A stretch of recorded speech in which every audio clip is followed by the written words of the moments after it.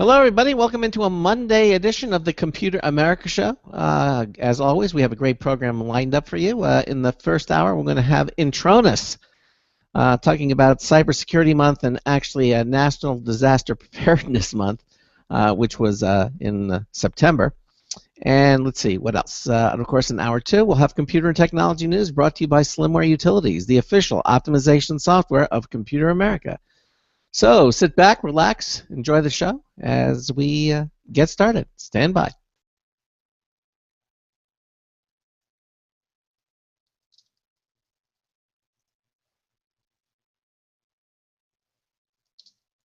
One minute until showtime.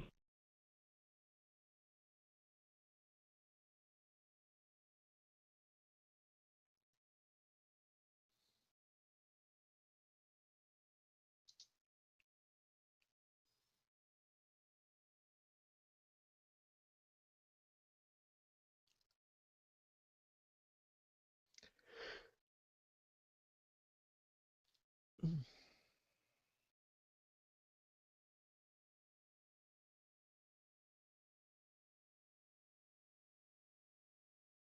30 seconds.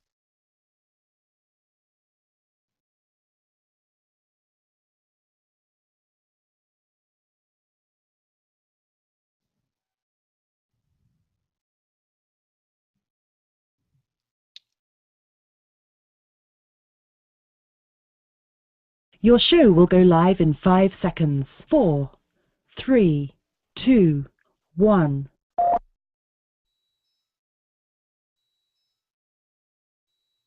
Broadcasting live, it's America's longest-running national radio talk show on computers, Computer America, hosted by national columnist Craig Crossman. Look for Craig's weekly column in your favorite newspaper. This show is being beamed nationwide at ComputerAmerica.com. Keep it here for technology news, computer products, guest interviews, and your phone calls. You're listening to Computer America. Hello and welcome into the Computer America Show. It's the nation's longest-running, nationally syndicated radio talk show on computers. Computer America is heard around the world and coast to coast. And I'm your host, Craig Crossman. And I'm your co-host, Ben. So how was your weekend, Ben? Weekend was actually a little confining. I was without phone, but... Without a phone? Yeah, without phone. So it was really quiet. No one to call, no one to text, no one to do anything. But, I mean... We got some good prices on some meat, cooked, grilled, had fun, watched football game with friends. Yeah? Which game? Good weekend. Which game? All of them. My friends will set it, like they'll bring out their laptop and they'll find like the websites that stream the game because all of them are too cheap, and then they'll set up their big 40-inch TV with a laptop on like a little stand, and they'll set that up right next to the 60-inch TV, which is already playing a couple other games, that they watch like Red Zone or End Zone or something like that, and that'll be playing 2 or 3 games. So like they'll be watching like 4 games at the same time. Is that sort of like the game service that what do we talk about all the time? You can watch like 3 different games at once, or what's it called? Maybe Service? It's they do commentary on games. What is it? The website. It's like watching. You lost me already. You go to a website that you can watch commentary on a game. YouTube. What is it? YouTube. No, it's not YouTube. It's I walked in and your roommate there had it up, and I was so impressed that he could watch. It was like watching a football game, but you were watching video games. You're watching a video game commentary. I'm sure it'll come to us in a minute. Okay. Anyway, so I was wondering if they had the same thing. I know, like DirecTV, you can watch like 3 or 4 games simultaneously on one screen, so it gets very, very confusing. But if you're a sports, and yet they like it. Yeah, if you're a sports enthusiast, I guess it certainly makes a lot of sense. Anyway, I'm glad you had a quiet weekend. I understand that you have fixed your phone again, and you did it. It was an iPhone, and you did it for like the low price of like what, $36 or something. $30 flat. $30. Wow, $30, and you did it yourself. And I understand it's pretty easy. At least after you've done it once, because if you brought it into an Apple store or you brought it to the local repair place that we're going to charge like $130 to $160 or something just to put in. Yep, just to replace the screen, because I think people will walk around every day with their phone screen's cracked, or they have a shatter mark, or they have dead pixels or something like that, and they say, well, I can live with it. It's easier than getting it replaced. It's cheaper. I don't have the money for that right now. I mean, if you take it somewhere, it could easily. I mean, I know if you send it into Apple. They have like the whole warranty thing, and that's where most people go to, because they don't have the courage to crack open their iPhone and void their warranty. But if you do that, that costs like $110, not including shipping. Yeah. Okay. Yeah. So, but I mean, if you do it yourself, it's not. There are videos everywhere thanks to the internet. There are how-to videos. There are tools you can buy online. You can look it all up before you do it. And I mean, I already had the tools laying around, so it cost me $30 instead of the 140 it would somewhere else. Now, when you mentioned you had the tools, were these regular screwdrivers and wrenches and pliers, or these special? Don't you wish? No, they're tiny, tiny little screws. Like, you can look at the end of these things, and unless you're looking right up at it, you couldn't even tell that there was actually like a bit on the end of it. Now, they're tiny. Are they smaller than those little screwdrivers you get to repair glasses? Smaller. They're even smaller than that. Wow. Smaller. So, but once you have a set of that, then you're all set. Now, I understand the iPhone 6. You have a 5S. The iPhone 6 is supposedly even easier to repair. Yeah, one of my friends actually bought a 6 Plus the other day, and I got to check it out. And it's a much bigger case, so obviously you're gonna get more elbow room, like when you're taking it apart. I mean, it's still the basic screws and all that good stuff. And if you cracked it open, he wouldn't let me take it apart for some reason. But I'm sure if you cracked it open, it would, all the wires would be pretty well laid out. There's like, you're not trying to squeeze everything into like a 4.3-inch, phone. Yeah, you have a little more room to breathe here. Exactly. Well, listen, we're going to get started here. If you have a comment or a question or suggestion, you can give us a call. 347-884-8881 will get you on and get you through. That's 347. That's the area code, 884-8881. That'll take you directly into our show. You can also send us email, live, L-I-V-E, at computeramerica.com. It's a special email inbox we have set up when we're live and on the air. You can also participate with us in our live interactive IRC chat room. From our homepage, you'll see it says right there on the homepage, interact with the show. It says chat and live video. If you click that button, you'll see on that one page, two little squares will come up. The one on the left is connect to the Freenode IRC. That's our chat room. It'll ask you for a nickname. That's the name you'll be known by when you go into the chat room. Below that, there's two blanks down. There's a CAPTCHA code. They want to make sure it's a number or a couple of words. They do that to make sure that it is you, that you're a living human being and not a robot. And then you'll click the connect button, and your browser will move you into the Computer America chat room. It's just that simple. We also have a button below that says click for IRC clients. Depending on the browser and the platform that you're on, a client will actually format the chat room to be more visually pleasing. So you can do that, and it makes a floating little window. So it's convenient. You don't need to do that, but if you want to, you can. And then on the other half of that same screen is our live streaming video page. And our live Computer America video streaming page is brought to you by Other World Computing, the award-winning Other World Computing. Quality products, expert support since 1988. They're celebrating the 25th anniversary now. Any computing needs that you need for your PC, for your Mac, for your PlayStation 4, for your Xbox One, you're looking for hard drives, memory, things to enhance your computer. They've got it all. They've got great prices. Anything over $49, you get free ground shipping, which means about 80% of the country you'll get it in 2 days. That's amazing. So it's www.macsales.com. Check them out. Some great prices. You'll be happy that you did. Visit them. Tell them we sent you at www.macsales.com. Other World Computing. So now that you know all the different ways that you can reach us, I think we should, unless you have anything else you want to talk about, let's get our guest on. Let's do it. Okay. Well, I don't know if you know this, but last month was National Disaster Preparedness Month. This month it's Cybersecurity Awareness Month. But Intronis is the name of the company, is changing the game when it comes to data protection. They build data protection solutions exclusively for the IT channel, selling only to IT service providers and never direct to small businesses and end users. They developed the Intronis Echo platform. It's the first software platform designed to deliver complete protection for physical and virtual data in one location for a fixed price with unlimited storage. Now, here with more details on this is Aaron Dunn.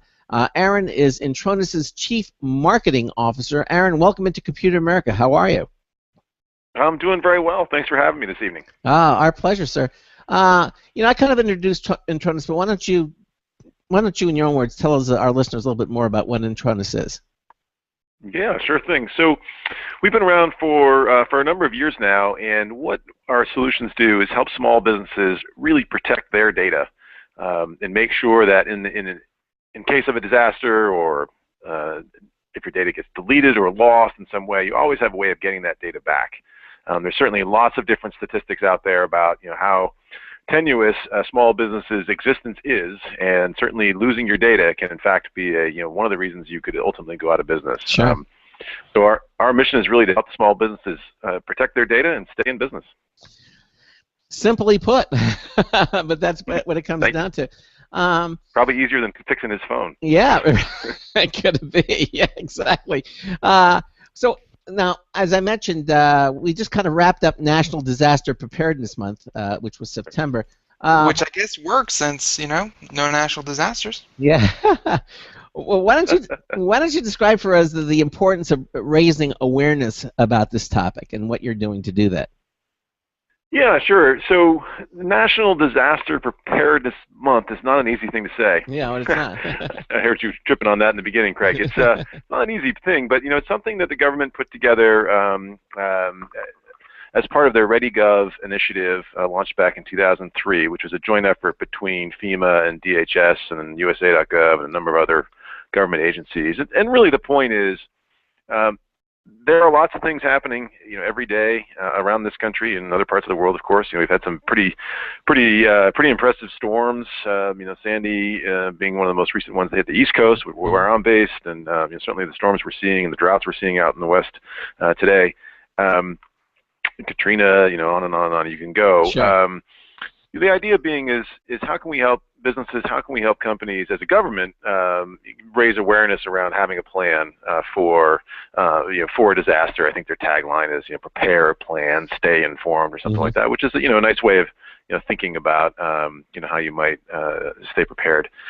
So their initiative in September was National Preparedness to Disaster Preparedness Month, and they had a whole number of initiatives that they were promoting as part of that public service effort. From our perspective, this is something that we talk to our partners and through them to the small businesses that we serve, and there's about 40,000 of them around the country that use our software today. And when we're talking to them, our goal is to help them very simply, get their data backed up and in a place where if they do have a disaster, they can get it back super quick. And that disaster, by the way, it might be a superstorm like Sandy, but more often than not, honestly, it's something a little bit more local, like a flood or a fire, for example. We had here in the Massachusetts area, there's a very old yacht club that employed quite a number of people and housed a whole number of boats. It was an historic building, and unfortunately they had a fire, and a pretty bad one at that. And within 24 hours, they had their data back up and running on a server in a trailer, so that they were able to make payroll the next week, keep everybody in business, and really kind of work through the process of getting insurance for getting back in business. So those are the kinds of things that we work with our partners on and our small businesses on, and certainly having a plan for that disaster is a great place to start, and we've been doing a lot of things to help promote that as well. Well, all right. Now, so when you use a service like from Intronis, and we're talking about data backup, are you referring yourself sort of like as data insurance? I mean, should businesses be considering investing in data insurance along with their standard physical and liability insurance, or can you even insure your data? Yeah, Craig, that's a great point. You don't start a business today. You don't go into business today without protecting your physical liability as well as your the other liabilities of your business, and you have insurance for that. You can't operate without it. But too often, small businesses don't think about their data as that asset. Much like their building. We sort of joke, data is the new black, right? It's so important to your business that if you don't have it, it's amazing how hard it is to run your business. And we've certainly seen, with the various security breaches that have made the news, a heightened focus in on that.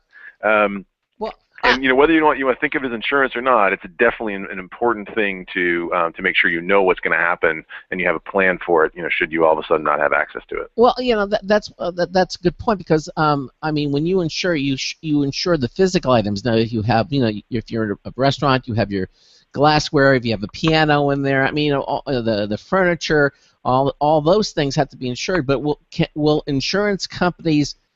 If I turn to the people who are insuring my company, can I say, can I buy data insurance? Am I going to get a blank stare, or are they going to go, no, yes, you can?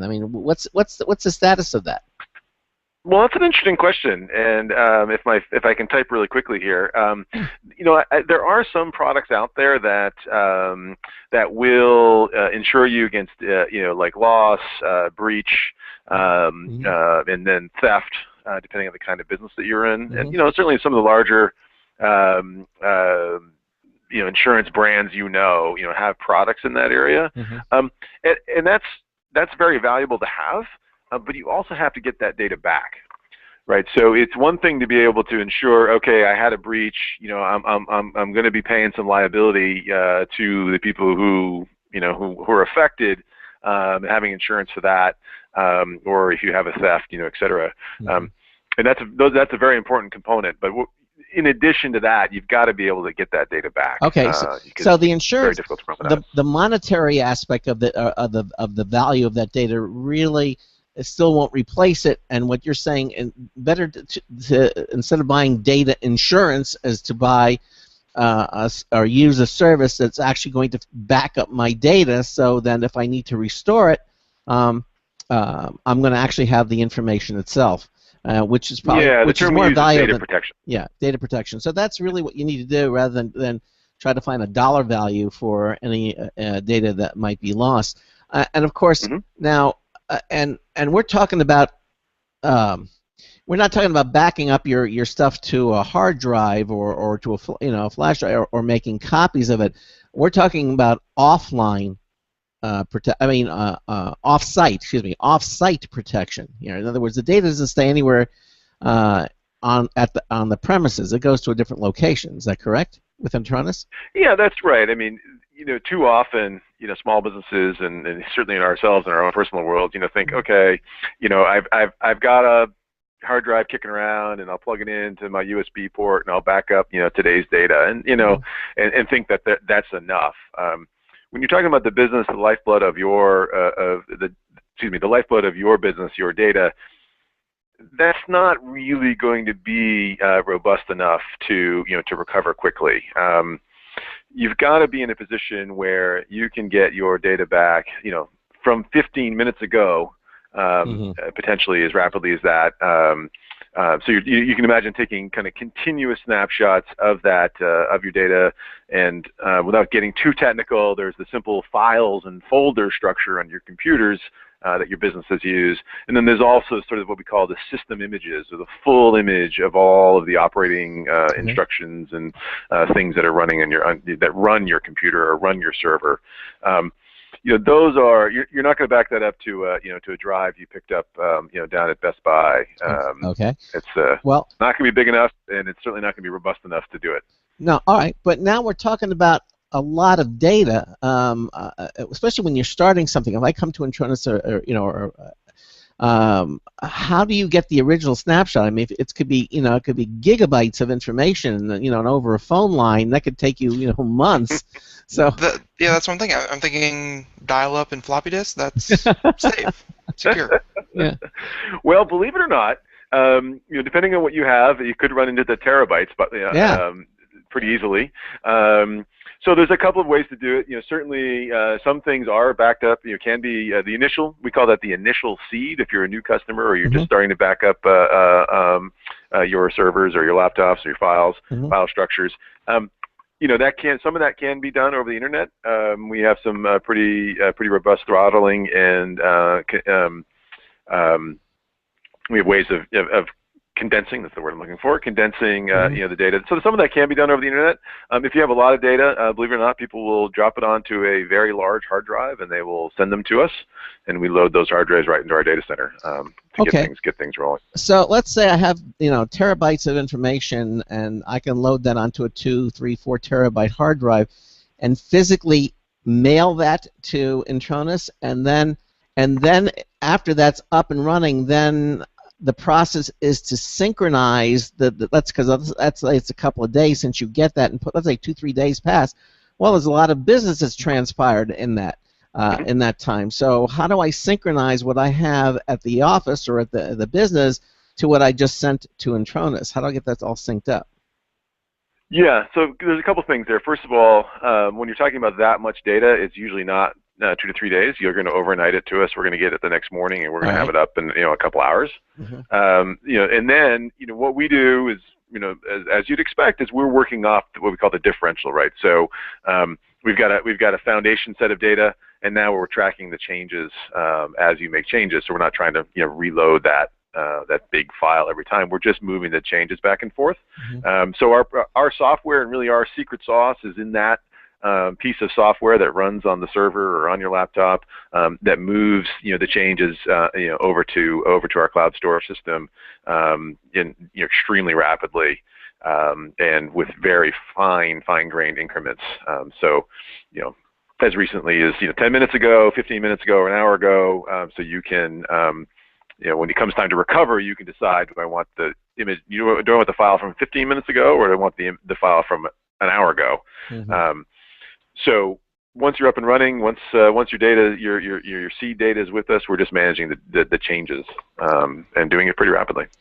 Okay, so I guess it's all how much data that your business is generating on a daily basis. If 15 minutes is going to be a heck of a lot of work, or what kind of businesses do you recommend having a disaster recovery plan like this? So, from a backup perspective, every business should have a backup strategy, for sure. Every business should have a disaster recovery plan, for sure. Of course, that's larger than just the data, but the data has got to be a component to that. There are different kinds of rules you might put in place as a business based on the kind of company that you are. So, for example, we deal a lot with dentist office and physicians' offices, where they have very strict rules around from the HIPAA laws on what and how their data has to be backed up and protected, and who can access it and who can't access it.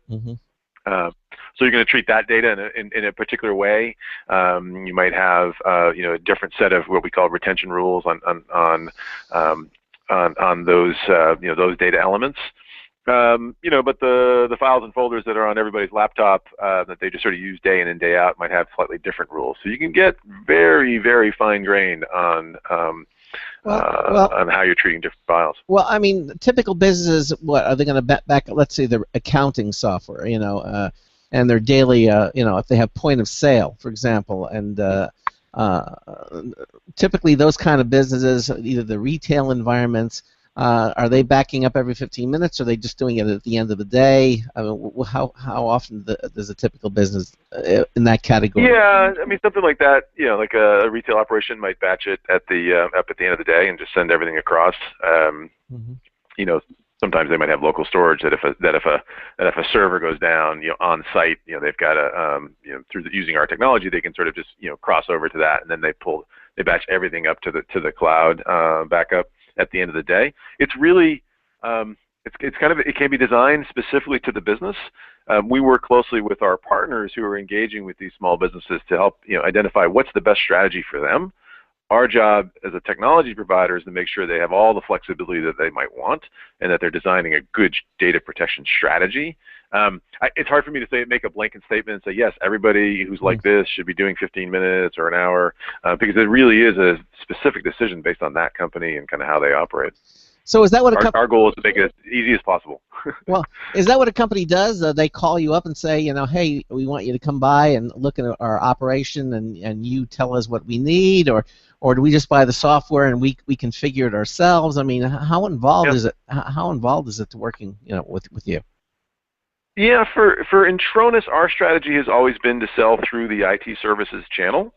So a small business isn't necessarily going to call us and say, "Hey, I'd like to deploy your software." They're going to call their IT service provider, and the person who's deploying the technology, who's managing their printers and their networks and those kinds of things, and say, let's talk about our backup strategy.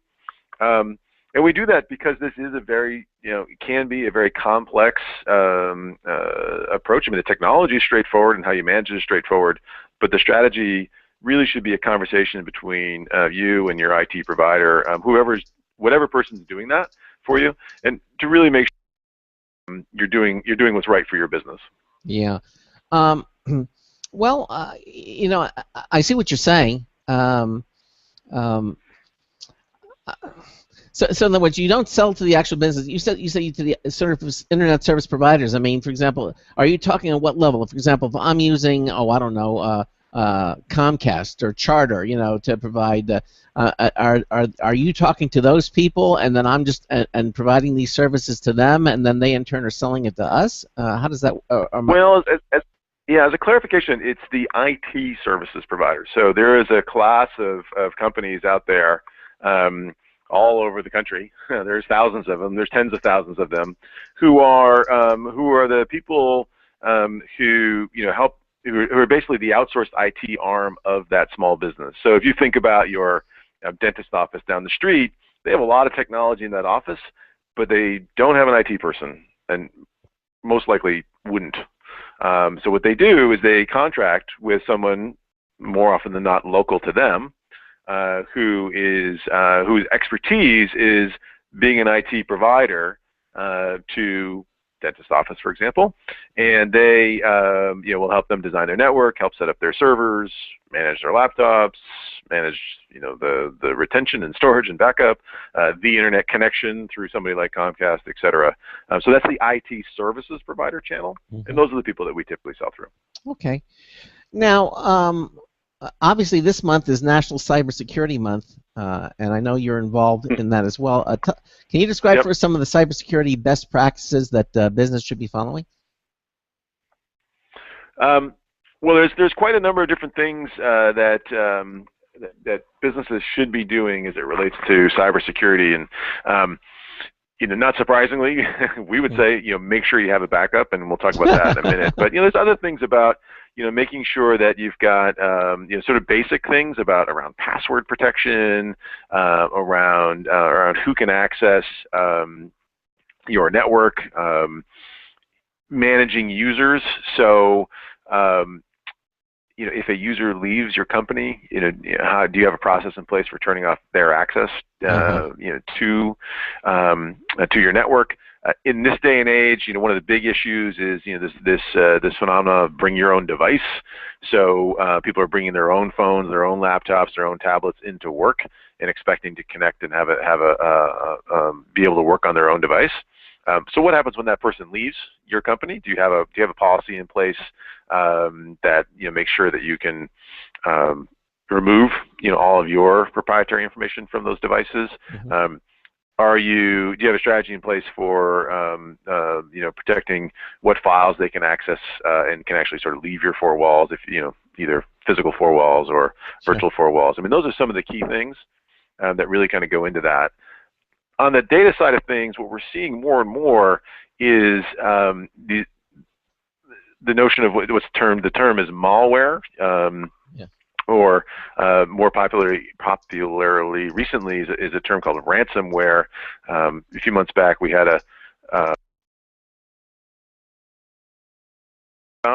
where about it in the show even, Yeah. but people would download this virus, which would essentially take all of their files on their computer or their server if they were unlucky, and wrap them in this vault essentially. And then the countdown timer started and said, okay, you can get your data back if you pay us some numbers of hundreds of dollars in Bitcoin. That's ransomware, right? Is what you're really talking That's about. ransomware, that's right. Exactly. And so what we were finding is that companies that had a strong data protection and backup strategy in place, they thought for about 38 seconds about, do we take the chance that we can pay this Bitcoin, find some Bitcoin, get some Bitcoin, and pay them off, and they'll actually release their files to us? Or it actually became easier for them just to go back to the last clean backup version that they had. They could figure out, okay, they could isolate when the virus appeared, and then, for example, if that was 4 hours ago, then they could go back to their backup images from 5 hours ago and then just restart and start over. It was far easier than trying to figure out how to actually pay the Bitcoin. Other companies, unfortunately, were faced with and had no choice but to pay the fine. So it's fine. That's a good word. It's not too dissimilar from what people, just the average consumer experiences with their home computer. Whenever they get viruses and things like that, you can either pay the ransomware or hope you have a backup saved. Right. It's not a great place to be, that's for sure. So, when we talk about awareness, don't click on links that you don't know where they came from. And they're getting really good. I think about this stuff all the time in my line of work and what we do, and every now and again I get that email, and they you slip start one to by. blindly click on it, and you're like, no. They slip one by. That's happened quite a bit. Listen, Aaron, we're at the bottom of the hour. We're going to take a break here, and then we'll continue on with you. You're listening to the Computer America Show on the Blog Talk Radio Network, on the Boost Radio Network, and the IRN Radio Network. Ben and I are talking to Intronis about National Disaster Preparedness Month and Cybersecurity Month. We've got a new News Test Bulletin Live review coming up. Hey everyone, have you heard about the No hair removal device that's sweeping the globe? If you want to go weeks without shaving and get smooth, professional quality results, here's our favorite host, Cheryl, for No hair removal. Thanks. Hey gals, I love talking about my No. It's this cute little hair removal system that you can take with you and use almost anywhere at home or on the road. No more expensive in-office treatments, painful waxing, and no more wasting your valuable time. Got unwanted facial hair? No has patented thermocon technology that works on all hair and skin colors, so it's perfect for using on all body parts. And now you can take advantage of this incredible risk-free trial. Get the No, the facial kit, a travel case, and a $100 discount shopping card, and you don't risk a penny to try it. Try the incredible No hair completely risk-free. Call 1-800-953-5415. That's 800-953-5415. 800-953-5415. Looking for a best friend? Brother Wolf Animal Rescue has your best friend waiting just for you. Their mission is to protect and enhance the lives of companion animals and the people who love them. Their no-kill rescue shelter is open year-round, making it easy for people to adopt their best new friend. This year, Brother Wolf will find homes for over 2,400 orphan dogs, puppies, cats, and kittens. All have ended up as an orphan through no fault of their own. Brother Wolf has created a safe, nurturing environment where these special animals can heal emotionally and physically until they find a lifelong home. Their life-saving transport program brings dogs and puppies from overcrowded shelters in the south to rescues in the north where homes are easier to find. Brother Wolf Animal Rescue is a 501c3 organization. To learn more about their life-saving work and to make a donation, visit their website at www.bwar.org. That's www.bwar.org. Help to realize Brother Wolf's vision when no animal is euthanized for lack of a home. Who's a good boy?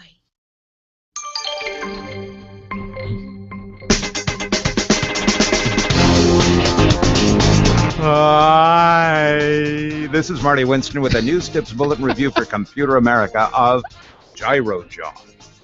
One of the cleverest little gadgets we've encountered is a little gizmo for vices called GyroJaw. A vice has parallel jaws, and that can make it difficult to clamp things that don't have parallel sides. This thing makes almost any shape compatible. Let's try a word picture. Imagine the letter T in 3D, wearing a choir gown and standing on a bowl, a rounded notch running fore and aft where a neck or head might be. That rounded shape at the bottom, top and bottom being relative, is the head of a carriage bolt embedded in the T, and with those gown drape arches spreading the load from beneath the head of the bolt out to the flat top of the T. Now, with one side of whatever you're working on flush with one jaw of the vise, almost no matter what angle the head of the T may be to that, the other jaw of the vise is making contact with that rounded carriage bolt head. That groove on the top translates the trick to holding rounded objects. Tapers, cylinders, compound angles, and shapes that defy vices become a lot easier to hold. Bottom line, Gyro Jaw lets your vise play nice with whatever you want it to hold. This is Marty Winston with the News Tips Bulletin Review for Computer America.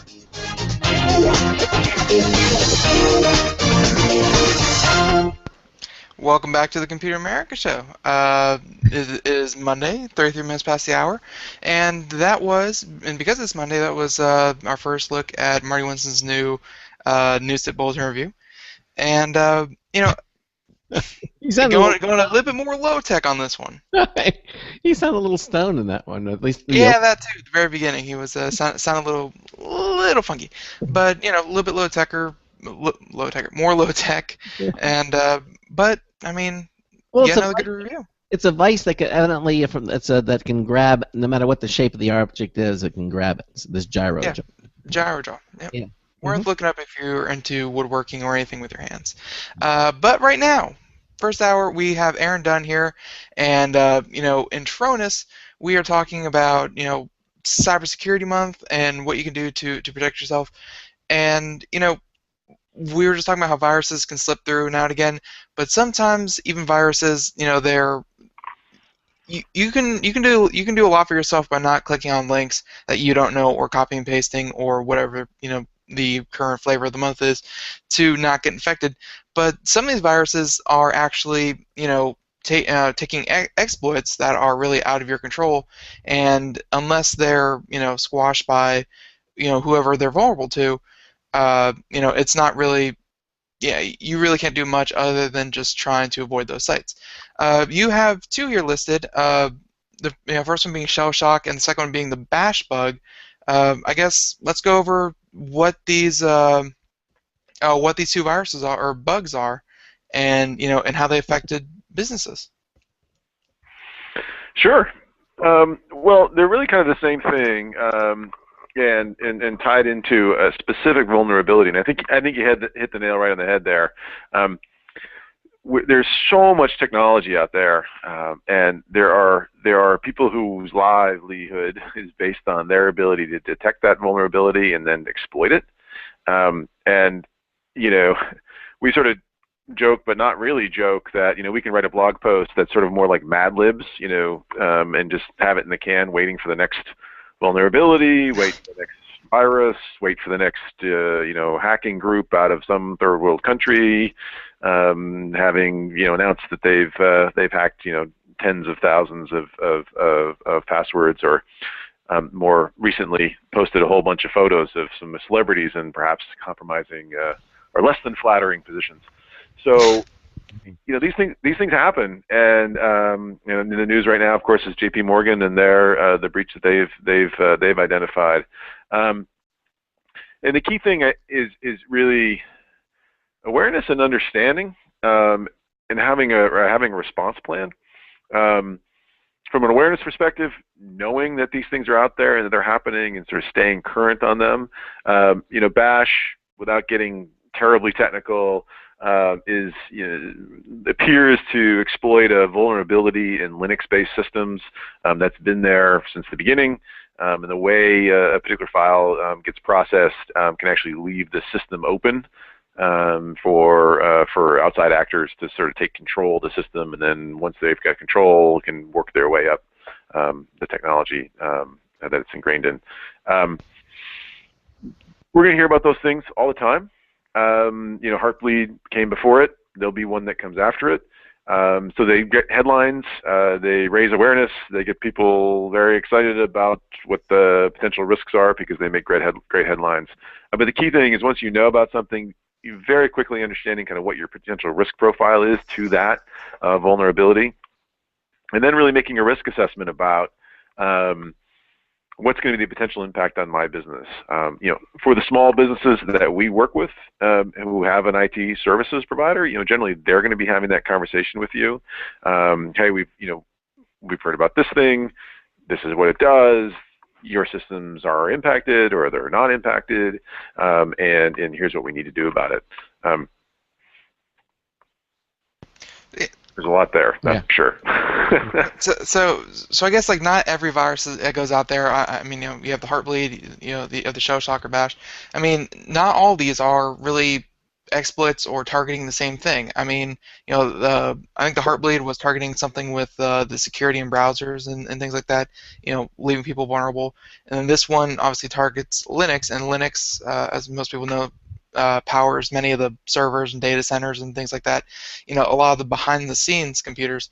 So I mean, they're targeting, or not, they're finding exploits for pretty much everything all over the map. So you can't really just say, oh, don't worry about it. I have, AVG on our company computers. We're good. Don't worry about it. They're finding exploits that are, there are holes everywhere on this ship. I watched this special on Nova actually about Stuxnet, which is in a whole category, I think, when it comes to malware, and what was involved with that, and where that stands today.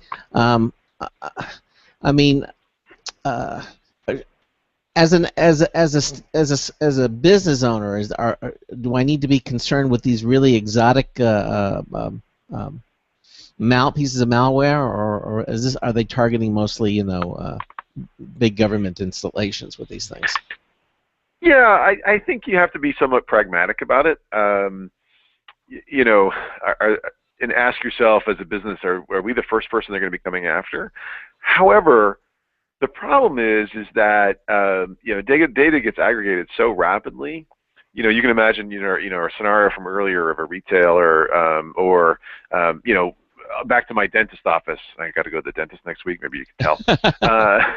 They take your credit card, right? And they have a credit card processor who is managing that transaction, for the dentist office. But if that credit card processor has a breach and my data is stolen as a result of my trip to the dentist office, I'm in the business, I'm probably not going to be yelling at my dentist, but most people probably going to be yelling at the dentist because that's who's going to be the one telling them, hey, I'm sorry to tell you, but we've had a breach. Mm-hmm. So you got to be conscious of, is someone going to be coming after your server to get access to your 300 dental records for your patients, or 3,000, or how many ever patients you have? Maybe not. They're more likely to do something like the crypto locker, where I'm going to make it so you can't get it because I know you'll pay me $400 and I just aggregate that up times thousands, and I've made real money. But these other sort of more exotic ones are going to be going after much larger systems, and you have to think about how your data, how your effort, how what you're doing rolls up into those larger systems. Sure. Well, let's talk a little bit about mobile devices. How the use of them in the workplace has affected data security. Yeah, for sure. And Ben, I can relate with your not having a phone. I broke my phone on a trip once, and it was a very, very, very long trip home without a phone. I don't understand what I used to do before a phone. It's just like things like I guess I used to read and talk and look at people, but not anymore. Yeah, I remember when Ben didn't want a smartphone. He had a standard little flip phone, and then we got him a jitterbug, and he was very happy with that. And then all of a sudden, for example, he came over to the dark side. and got a smartphone. And Yeah, boy, yeah. it was I had real anxiety. I actually wound up writing a blog post about it because I was traveling. I was on a plane. Oh my gosh, what if the plane's delayed? How am I going to tell my fan? I was like, I don't know what to do. It turned out to be fine. But certainly the rise of mobile devices is having a major impact on data security because it is creating data mobility, right? So if I currently get my work email on my phone, through the Microsoft's platform to send Outlook email to my phone, which is great. Real-time access to your email isn't always a good thing, but most days it's okay. But once I've got that information on my phone, if I open up a file in an attachment to read it, so I can reply to that email, that's data that's now sitting on my phone.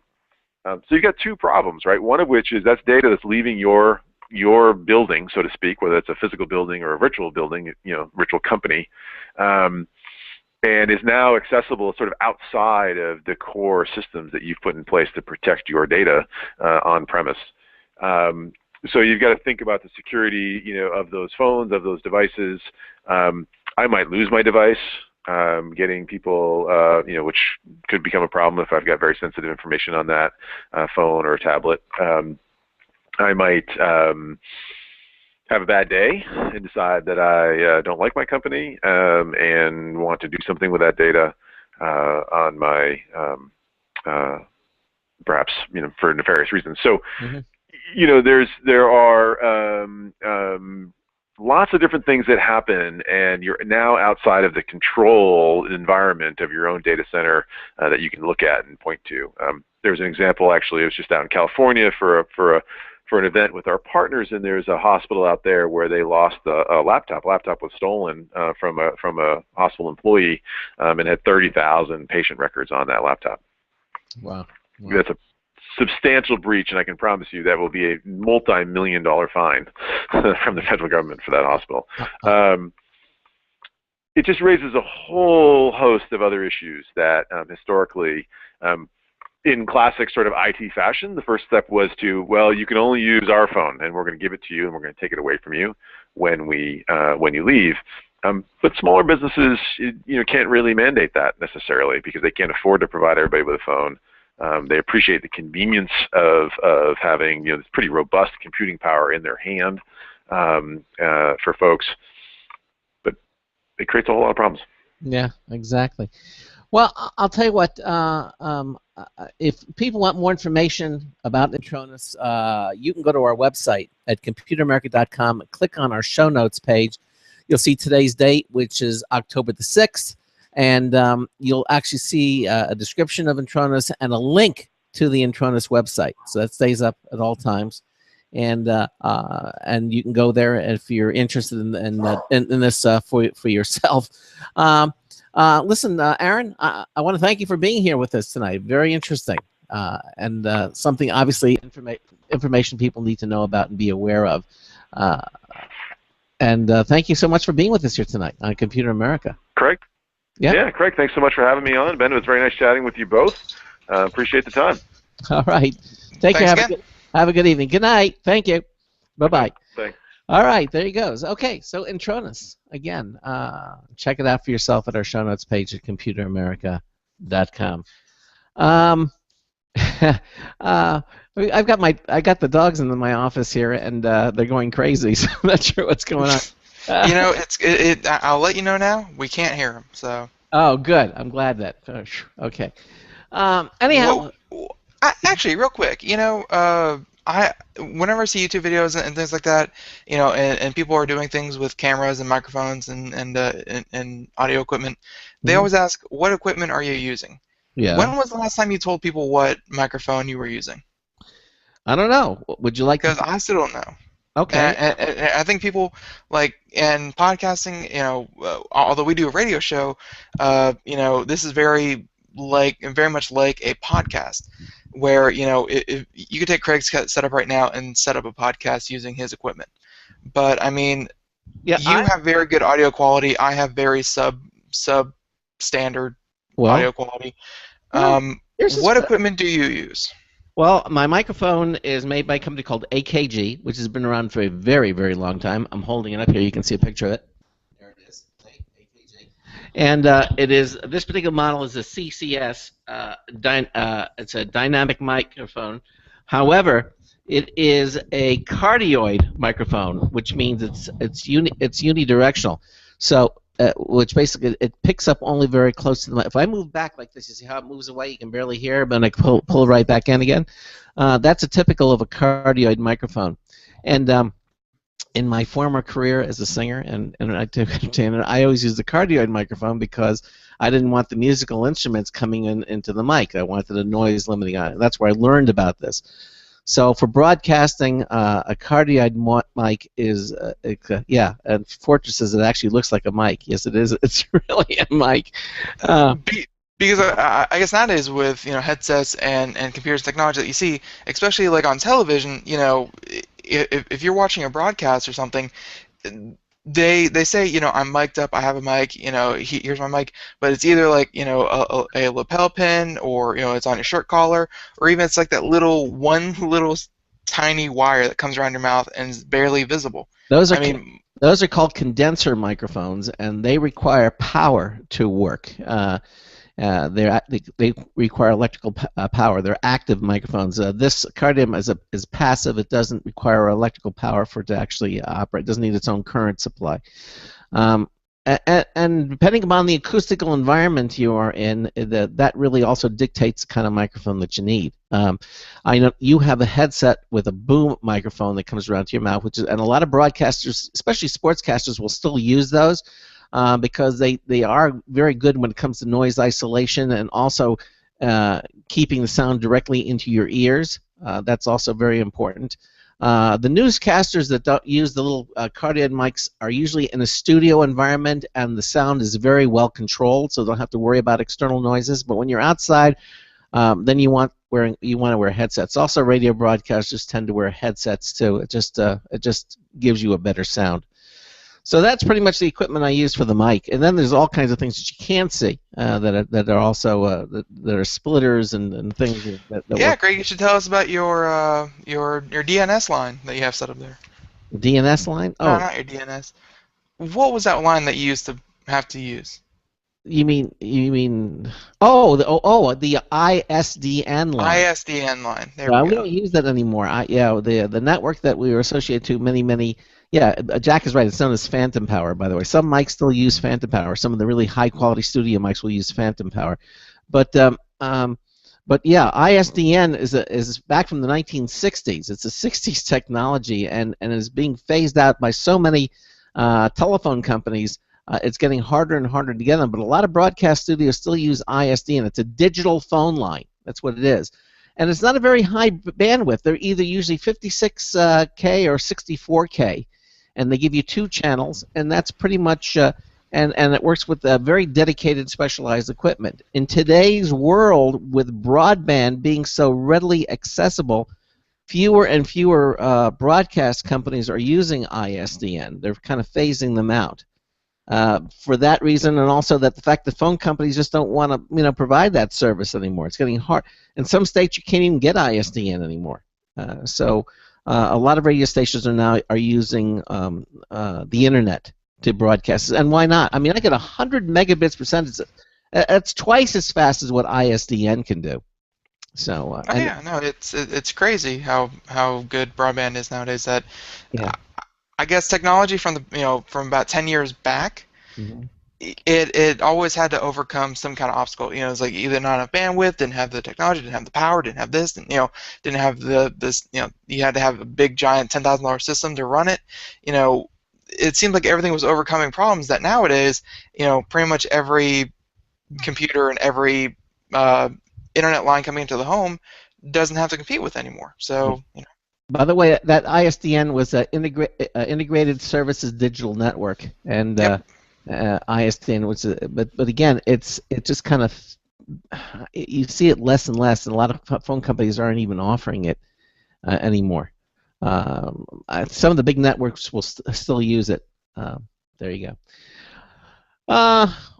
By the way, I got rid of that equipment too, so I don't use it because it's very expensive. It was like just for that phone line, just to get it with no ability to make outgoing calls, just incoming calls was like almost $200 a month. So, wow, it's expensive. Yeah, crazy. Okay. All right. Well, that said, if you have any more questions, let us know. And if you want to talk more about the broadcast equipment that we use today, certainly love to talk about it. But I think what we're going to do now is start doing some computer and technology news, unless you have anything else you want to discuss.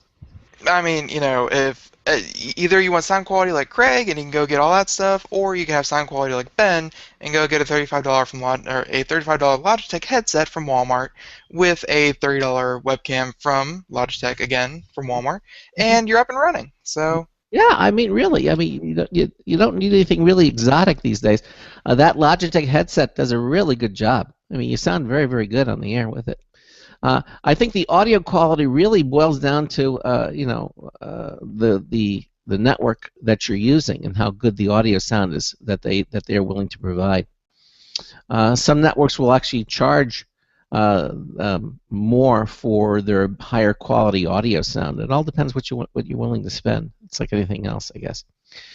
Okay, that said, Ben and I are going to do some computer news, so let's do it. Tonight's computer and technology news is brought to you by Slimware Utilities, the official optimization software of Computer America. You can visit them at slimwareutilities.com to clean, speed up, and optimize your Windows system for free. That's right, you heard me, free. Everything at slimwareutilities.com is completely free. They're not limited, they're not crippled, they're not a freemium model. They're all free. Their rec image backup software, everything they have, it's completely free. So what I recommend is for you to download all of them. Why not? They're free. They really will help you clean, speed up, and optimize your Windows system. They do a terrific job. We use them here at our household, the Crossman household. We use them. Check them all out. Even if you're not using them right away, just download them. Have them ready to go in case you do need them. You'll be very happy that you did, and you'll thank us for it. slimwareutilities.com.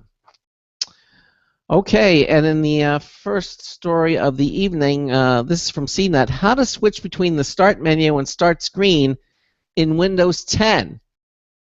Have you downloaded the Windows 10 preview yet, Ben? No, I have not. Probably going to wait until the full release, and then even then, it's going to be a weigh-in, whether or not to upgrade my current computer to Windows 10 or, build a new one. Yeah. Because it's getting about that time. Well, you can talk to Origin PC. They are a great computer-making boutique. Yes, they are. That's the one that you have right now. Anyway, this story says that both are available, the Start menu and Start screen, in the preview of Microsoft's next version of Windows, but you can choose which one to work with. According to the story, Microsoft finally revived the Start menu, as seen in the recently released technical preview of Windows 10, but those of you keen on the Start screen can use that instead. So how do you switch between the two? Okay, well, your device will determine whether the Start menu or Start screen is the default option in the next version of Windows. In other words, on a PC, the Start menu will be turned on by default when you log on to Windows 10. It'll detect what kind of equipment you're using. On a pure touchscreen device, such as a tablet, the Start screen will be the default. Okay? Okay? So rather than the Start screen or the Start menu. It's confusing. They both start with the word Start. Start screen, Start menu, okay? So, all right. Now let's say the Start menu is the default option on your device, which means basically you'll be using a PC, okay? To make the Start screen the default instead, make sure you're at the desktop. Where else would you be? Right-click the taskbar at the bottom of the screen and select the command for Properties. Now at the taskbar and Start menu Properties window, click the Start menu tab. Deselect the checkbox that says use the Start menu instead of the Start screen and click OK. That's pretty much it. It's pretty straightforward. They do it. Windows displays a window called change start settings, click the option to sign out and change settings. Windows signs you out and then brings you back to the lock screen. Move to the sign-in screen and log in with your Windows account. Now, assuming you're deposited at the desktop, simply click the Start button and you'll be transported to the Start screen with this familiar tiled interface, and you can easily return to the desktop by clicking the desktop tile. Now, if you plan to stick with the Start screen as your base of operations, you may also want to tweak one other setting. Return to the desktop, right-click the taskbar, and select the command for properties. And at the taskbar and Start Menu Properties window, click the Navigation tab.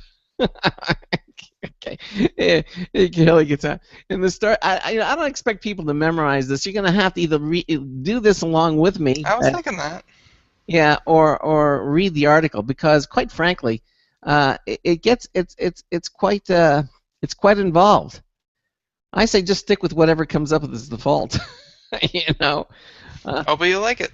Yeah, but you know, the point is they do offer the options, and yes, it's a little convoluted, which is typical with Windows. So you kind of have to suck it up and do it, you know. I'm just happy that at least they're giving people away, because in the early versions of, you know, I don't care how complicated, you couldn't do it. It just wasn't there. And now, at least with Windows 10, you have a choice. Granted, it's a little labyrinthian to do it, but you know, I suggest that you look at the article from CNET, which is dated today, which actually was the October the 3rd is when the story came out, and follow along and do it yourself. Again, remember, this is all preview software. This is all beta software, so there's no confirmation that it's going to stay this way when it's finally released. They might make there might be some more changes. So that's but at least you can make the changes. And I think that's pretty much it. Switch between the Start menu and Start screen. You can now do that with Windows 10, the technical release. Okay. All right. All right. Oh, wow. Yeah, we're at the top of the hour again, and we're going to take a short break with really no commercials, and then we're going to start the second hour of the Computer America show. You're listening to us live on the Blog Talk Radio Network, on the Boost Radio Network, and the IRN Radio Network. Ben and I are going to be right back just in a few moments. You're listening to the Computer America show. Stay with us. Broadcasting live, it's the only national radio talk show on computers to air every weeknight. Woohoo! Computer America, hosted by national columnist Craig Crossman. The first hour's behind us, but there's still more of tech news, tech talk, and your phone calls. We're being beamed nationwide at ComputerAmerica.com. You got computer problems? Bring them on. You're listening to Computer America. Computers run the world, and we run computers. Call us or send us an email to live@computeramerica.com. Hello and welcome into Hour 2 of the nation's longest-running, nationally syndicated radio talk show on computers. This is the Computer America Show, and I'm your host, Craig Crossman. And Ben? What happened to Ben? Oh, he dropped off. Good grief. I think we lost Ben. Okay, yeah, we lost Ben. All right, well, he'll be back momentarily. But if you're just joining us, you're listening to the Computer America show.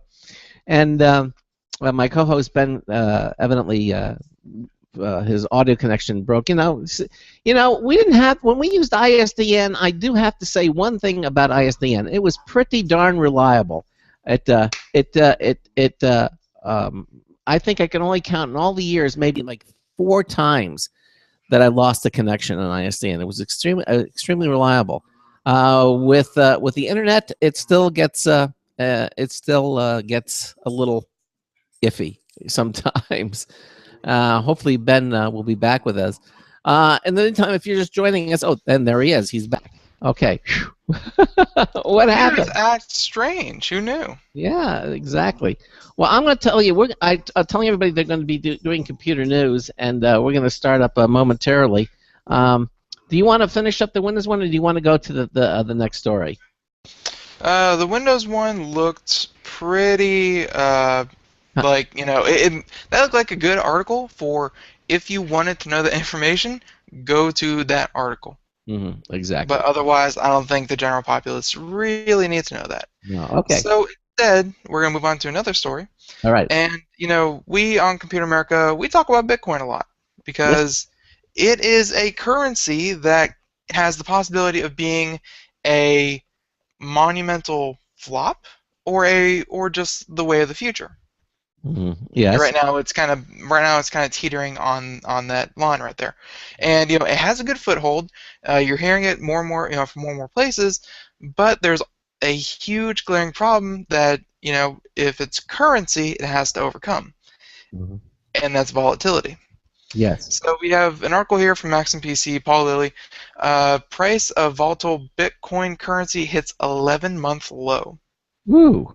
Yeah, that's more than 10. That's a lot of months. Yes. So the Bitcoin value took a tumble this past weekend, where Bitcoin investors suffered through a stressful weekend as they sat helplessly and watched the value of their cryptocurrency drop to $286. Woo.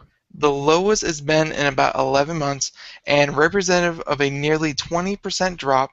The high volatility cryptocurrency has been consistently losing value since it hit a high of over $1,100 in December 2013, and though it's recovered a bit from its weekend dip, some fear the market is crashing. I see things like this, Ben, and it makes me wonder. I mean, $1,100. That's what that's what a Bitcoin was. That was high, and now it's this is worse than a roller coaster ride. It is the peaks and valleys of this thing is so unstable, and But it's not people who are cashing out their 401ks to invest in this new thing called Bitcoin.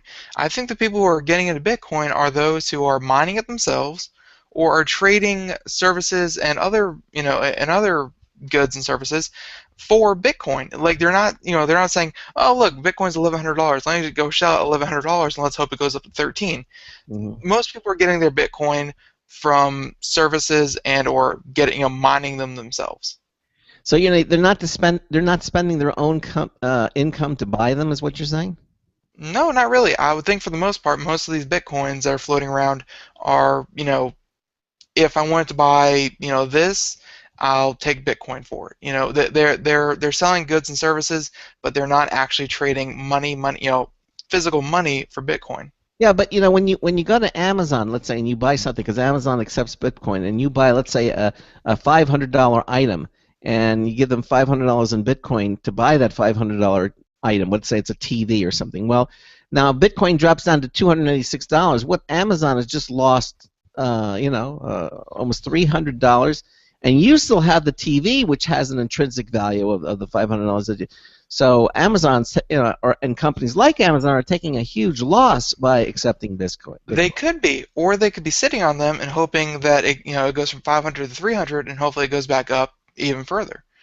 I think companies like Amazon and Overstock.com, they're big enough that they can actually, kind of sit these massive swings left and right, or they could do what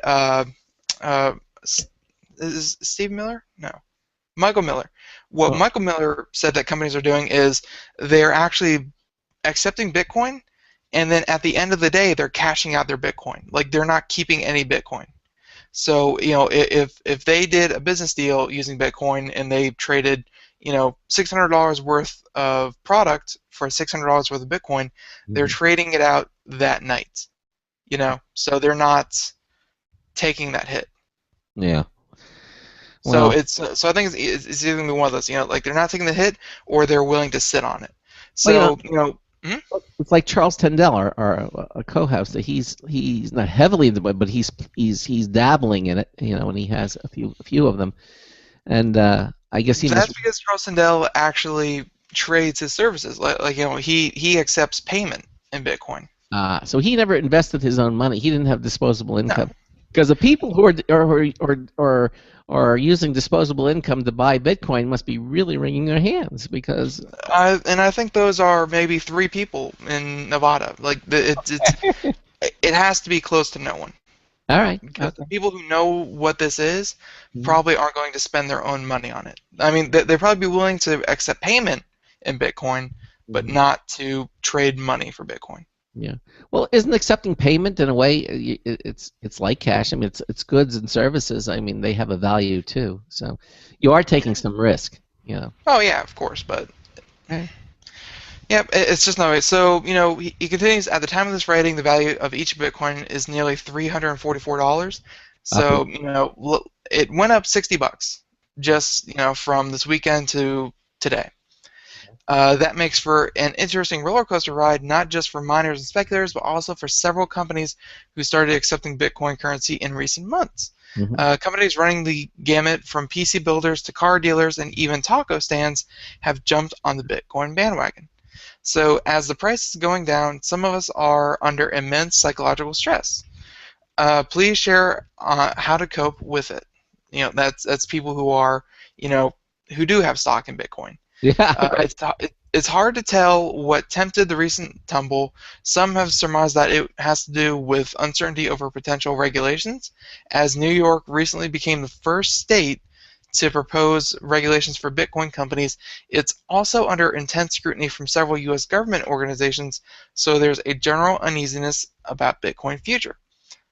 So and I think that's one great thing to point out is that Bitcoin, while it fears no man, answers to no government, has no regulation, it is onto itself its own currency and not controlled by any one agency. It still has that external pressures from well, the FBI is checking in and they're trying to find as many dirty Bitcoins as they can that were used to purchase drugs and guns and stuff like that. These external pressures are still making the price go up and down, just like any other market would. Yeah, but not like the dollar or something. You don't see fluctuations in cash like that. Really? Not like that. Let's go back to a magical Oh, time called 2007. okay, okay, you can go.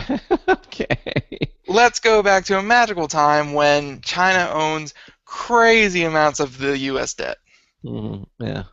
Well. It answers to no man, but cryptocurrency, because it does not have the U.S. government backing it up, it simply has whatever value people put into it. You know, that means it's going to swing wildly until it finally stabilizes. And it's been around for a few years, but obviously going from 500 to 300 back up to 350 in the course of like a week, it's not stable. Yeah, well. People who are getting a second mortgage and investing in Bitcoin, we're sorry, that was a bad move. Yeah. We would have advised against it here. Yeah, exactly. Go to Vegas. You're better well served. You could probably bet on Bitcoin prices in Vegas, probably. Probably. Yeah. Right. Gosh. Okay. Anything else on this? You want to mention? I'm good. Okay. Well, let's move over to this story. Redbox, right? You see them in grocery stores and service places. You can go and you can rent. They have the big red kiosk. Yeah, they're video kiosks. Okay, and people were saying, this could be the next competitor to Netflix. Because Netflix still does the physical media, but Netflix really is getting into streaming. That's their real strong point here. And they thought, well, Redbox might become a competitor. Well, according to this story, today, Redbox is going to end their instant streaming service. Yep. The streaming service of the popular video kiosk Redbox is shutting down tomorrow, the company said. A disappointing end for a service hackers hoped would compete with Netflix. In an online message to Redbox Instant customers, the company said it will only allow streaming until 11:59 p.m. Pacific Time on Tuesday, tomorrow. Information on refunds will be available by the 10th of October. Now, Redbox Instant was launched in 2013, powered by Verizon and the company behind Redbox, Outer Wall Incorporated. The service was billed as a direct competitor to Netflix, offering access to thousands of titles for $6 a month. with an extra $2 charge if users wanted to rent up to 4 DVDs. How reasonable. But Redbox had a disappointing second quarter, Tech Time reports, which executives said in July was due to weak movie releases over the summer. Yeah. Redbox and Outerwall Incorporated said this past Saturday that the streaming service, quote, had not been as successful as either partner had hoped it would be, unquote. So there it is. I'm embarrassed because I do this for a living, but I mean, I probably gotta chalk this one up to a lack of proper marketing. Really? Because I didn't know they even had a Redbox streaming service. You didn't? I don't know if they just advertised it at the kiosk where people were already comfortable going and buying their DVDs, or what. But I really hadn't heard of it. Really? Had you? I knew they were doing streaming, but I didn't know exactly what the details about that streaming service was. If you go to their website, you go to Redbox, you go to their home, their page. You reserve your rental online. They have the new releases. It looks a lot like what you would see on Netflix. The organization of the website, it does side scrolling, and when I look at this, I think, oh my gosh, I'm on a company that's related to Netflix. It's very, very similar, extremely similar. Somebody's been looking at the Netflix website who wrote this one. But these are all, and they have all the new releases, but these are all DVDs. And I don't think anywhere now on the website does it talk about their streaming service. They're probably phasing it out and or have phased it out. It's yeah. And it sounds like not too many people are going to miss it. I mean, Netflix, let's face it, is pretty much in everyone's home. Even if you don't have it, you know someone who has an account and you use their account. I mean, Netflix is king, top dog, head honcho, big cheese. It's everywhere. Yeah, exactly. They have a really good movie selection here, though. I'm looking at here. Well, yeah, but those are again from DVDs, and yeah. DVDs obviously have first run before streaming. Yeah, I'm looking at it. It's too bad because look, they got the Captain America, the Winter Soldier up here now. They got the Transformers, Extinction. They've got them all here. They got some really good movies coming soon. Godzilla. And there's no mention of any of these things on Netflix. Not even a hint that they're coming soon. Netflix really. I'm sure if you go look up the articles, new releases for October, November, December, you have to go look it up. Netflix doesn't really, announce what's coming up. You have to go find it. No, they do though. I get emails. I'll get an email from Netflix that says, "Hey, now available is 3 Days to Kill with Kevin Costner, which is a movie I really wanted to see." So it's just one or two, but it's not giving you a full list of every movie. No, it doesn't, because quite frankly, every movie they have are those little knockoff movies. You're not going to really care. But when they get something that's really big or that's fairly mainstream, they let you know. They let you know in advance. I remember when Star Trek came out, the latest Star Trek movie on Netflix, there was a big announcement. Yeah, I got an email telling me about that. I thought, oh, look, I can see this. And I made a note of it, and I watched it, So I think the really big titles, Netflix will brag about or say, hey, it's now available or coming shortly. Now, if you do a simple Google search and look up, October 2014 or, whatever month you're listening to, and, new releases, Netflix, you'll get a day-by-day breakdown because Netflix releases looks to be about 2 or 3 movies a day. Okay. I've never done that. That's actually a good thing to do. So I can go to Google, and I type what Netflix. October 2014 new releases. They usually have them pretty ironed out, and you can look them up a month or two in advance. Okay, good. All right, so I hit new releases. This is good. New movies and shows to stream on Netflix and Hulu in October. Okay. Here's the best movie. Okay. This is not put out by Netflix though, is it? It doesn't look like. No, it's they probably release them in press releases, but they don't actually have a service to show you every single movie. Okay. All right. Well, here, look. They're showing. They show them day, but this is good. I'm going to bookmark this because I didn't. You think they would actually offer this on Netflix? See, and I thought they would too. Just have like a simple port, through the Netflix web app Yeah. to show, coming soon, and they'd have like a list. But they Yeah. don't. They don't. Well, there it is. Oh, look, Sleepless in Seattle, Tombstone. Those are already out. That was October 1st. Django Unchained, October 25th. Rain Man, October 31st. Oh, wait a minute. It's 6. So October 7th, Supernatural in a World. Okay, Arrow season 2. Nothing's leaping out at me here. So Stay. What else is it? Livermore. No, I'm seeing anything here. Oh, The Hunger Games, Catching Fire. That's coming out on the 22nd. All right. Yep. Django. Yeah, that's good. There are lots out there. You just have to know where to find it. Evidently, yeah.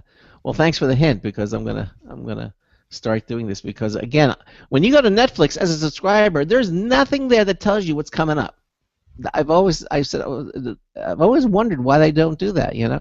I mean, you go to anything, you go to HBO or you watch Stars, anything the preview, they're always bragging what's going to be coming up in the next month. You always see these previews. I think Netflix has so many. And I actually like what they do, because every time you go to Netflix, they aren't bombarding you with what's new. They show you what you like, what you've rated, what you're watching, what you're currently watching, and then they let you kind of explore. That's true, but they should have a link there that says coming soon, or what's new this month. So that means people are interested, so you can go and you can see them all. See, but then you'd have to go into the territory of what's going this month, and then they have to show what. What won't be available after this month. Well, if they want to do that, they can do that too. Last call or something like that. I'm not gonna be the one to tell Netflix, the one with a couple 100 million subscribers, how to run their business. That's between them and their business people. Somebody should talk to them. You should call them up and tell them. I'll write them a strongly worded letter. I think that would. Okay. Well, anyway, Redbox is going to end their streaming service, and so if you're a Redbox subscriber, guess what? You can't get streaming as of tomorrow. That's midnight tonight. I think is the last, or midnight tomorrow is the last time that you can actually download it. This is according to Time Magazine. There you go. Yep. Okay. So, yeah, I just didn't know they had one. Weird. How about this one? Yeah. Not on a social network. You've still got a privacy problem. Craig and I both know someone who has taken to shunning Facebook altogether, and she is no longer on pretty much any social network.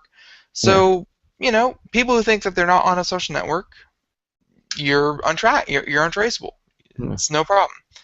Well, according to Wired, you've still got a privacy problem. Really? Yep. So we already know that if you use an online social network, you give up a serious slice of your privacy thanks to the omnivorous way companies like Google and Facebook gather your personal data. But new academic research offers a glimpse of what these companies may be learning about people who don't use their massive web services. And it's a bit scary. Because they couldn't get their hands on data from the likes of Facebook or LinkedIn, the researchers studied publicly available data archived from an older social network, Friendster. They found that if Friendster had used certain state-of-the-art prediction algorithms, you could have divined sensitive information about non-members, including their sexual orientation. Quote, at the time, it was possible for Friendster to predict the sexual orientation of people who did not have an account on Friendster. So, the researchers' findings show that for people in minority classes, homosexual men or women, for example, his profiling techniques were 60% accurate.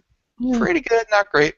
That's pretty high, and he says that since a random uniform classification would have a precision of less than 5%. The paper only examines sexual orientation, but he thinks that this type of analysis could model things such as age, relationship status, occupation, and even political affiliation. It's basically anything that is already shared by the users inside the social network could be predicted. So that's very disturbing. It's yet another reason to be wary of Facebook in particular, as the social network's growing size, massive user base, and increasing emphasis on advertising revenue continues to worry users. last week, a 2-month-old Facebook alternative called Ello, ELLO, it's like Jello without the J, was generating 50,000 new member requests per hour, not only because it was ad-free, but because it provided a safe haven for members of lesbian, gay, bisexual, and transgender community unhappy that Facebook forced them into their real names.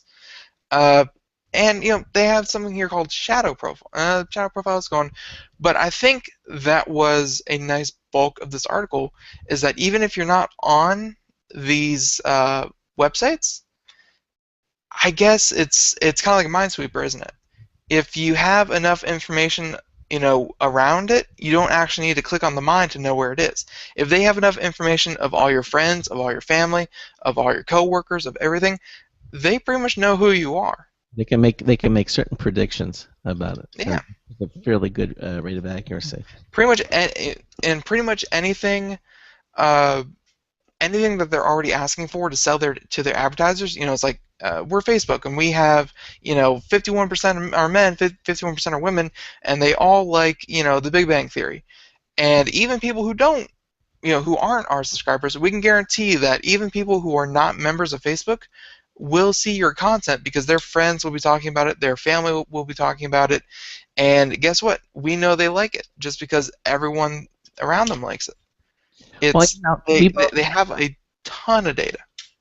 Well, we both know somebody who just recently suspended her Facebook account, and within about 2 days, she started getting phone calls from people that she knew that were friends, wondering what had happened to her. If something bad had happened to her. We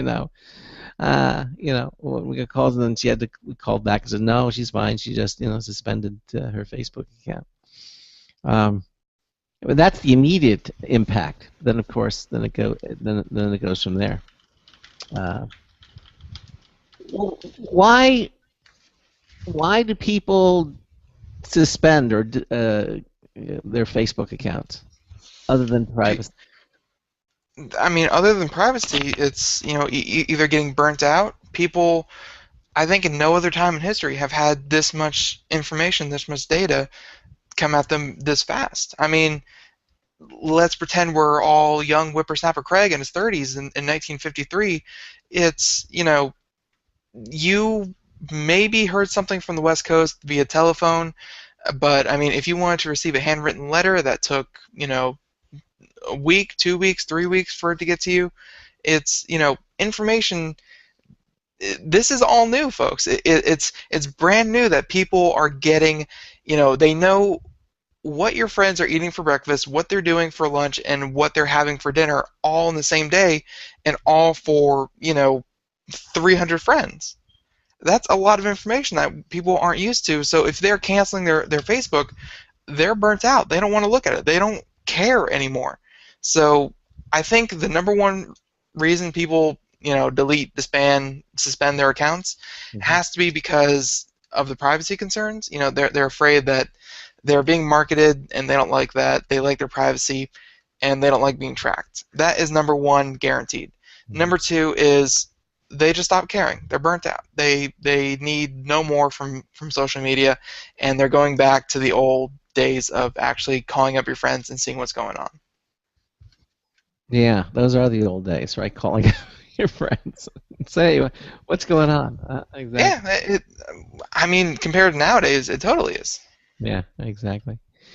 I'm sorry, your old days even predate my old days. Yeah, so you have the telegraph. You don't remember those days. Western Union. Yeah, exactly. I don't know what you just did, but I'm sure it was relevant to someone. There was a song called Western Union, and they did that. You don't remember that song? That's before you. Is it because they used to wire money, so they had like the telegraph? Well, they still do. Actually, that's one of the things that Western Union still does is they wire money. No one sends telegrams anymore, but they still do send money. Yep. And it's that or PayPal, And,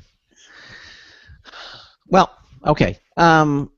Do we have time to do another story? Yeah, I think we do. Okay. Oh yeah. Well, we have time to at least start it. Okay. Well, there's so many of them here, and I'm not sure exactly which one we talked about the the bad USB. I know you mentioned about. Well, I don't want to talk about that one either. How about this? Okay, the state of OLED TV, 2014 and beyond. CNET's got this. A year after the launch of the first good-sized OLED TV, we've got a few new models, new resolutions, new sizes, but still only 2 companies making them, and arguably really just one. Okay. The state of the OLED TV is good, not great, but good. In the past year, we've seen a dramatic decrease in prices, an expansion of sizes, and perhaps more interestingly, the availability of 4K OLEDs. But that doesn't mean everything is rosy and super green in OLED TV world. There's a bit to be blue about too. Okay. So basically, it says OLED, are the newest technologies in the TV world. They deliver the best quality picture available today, outdoing LED, LCD handling, and even the best plasmas of recent vintage. And that's fortunate because plasma, of course, is on its deathbed at this point. Currently, only 2 companies are selling OLED TVs, Samsung and LG. Samsung is already a year old. Their model is a year old with no sign of replacement and limited availability, and uses traditional RGB subpixels arrangement. LG uses different methods, and since they've got newer, cheaper, bigger, and higher resolution models this year, their method seems to be the way to go at the moment. They're calling it WRGB, and it's a little confusing. Each pixel is made up of red, green, blue subpixels with an additional white subpixel for a boost in brightness. But it gets odder from there, and they go into the description of what it does. LG claims that their stew of colors makes OLEDs easier, read cheaper to manufacture. Given where LG is now compared to last year, that's certainly believable. They claim their WRGB provides better longevity, something that remains untested. And although straight RGB like Samsung uses seem somehow purer, there are no obvious drawbacks to using LG's method. Okay. So basically, where we're at is that LG currently owns the OLED market. Okay, and the price drops back to the claims that that they're making the best ones. I'll tell you what, we're up against the bottom of the hour break, and then we'll continue this story. It has some interesting points about OLED TVs. You're listening to the Computer America Show on the Blog Talk Radio Network, the Boost Radio Network, and the IRN Radio Network. We have a new Tips Bulletin Review from Marty Winston. I wonder how he's going to say hello. You're listening to the Computer America Show. We'll be right back with that. Stay with us. This is a special alert to all Americans who own a vehicle with less than 120,000 miles with an auto warranty about to expire or no warranty coverage at all. Due to a decline in the economy and major car companies filing for bankruptcy, Cover America Auto Care has announced revolutionary, inexpensive mechanical breakdown coverage that is now available to the general public to save consumers thousands on auto repairs. An open phone line has been established for drivers to call who own a vehicle that is less than 10 years old for a free 5-minute quote and to see if you qualify. The number is 800-483-2514. Drivers who are covered with this auto protection will not have to pay for a covered repair again. This is the auto coverage now sweeping across America at a fraction of what dealerships charge and is now available to the public by calling today. The number to call is 800-483-2514. 800-483-2514. That's 800-483-2514. Don't complain about your cable bill going up and up and up. Do something about it. Grab a pencil and jot down this special number. 1-866-663-MY-TV. The more cable TV rates go up, the better digital satellite TV looks. So, disable the cable and get more of your favorite channels in 100% digital quality for less money. Call 1-866-663-MY-TV right now to sign up for packages starting as low as $19.99 and up to 4 rooms. And there's no equipment to buy. That includes your free HD TV upgrade, your free DVR upgrade, and your free professional installation. And the best part, the pristine digital picture and sound. Call 1-866-663-MY-TV. So, what are you waiting for? Pull out your major credit or debit card. Call 1-866-663-MyTV. 1-866-663-MyTV. Disable the cable, cut costs, and get more. Call 1-866-663-MyTV. 1-866-663-MyTV.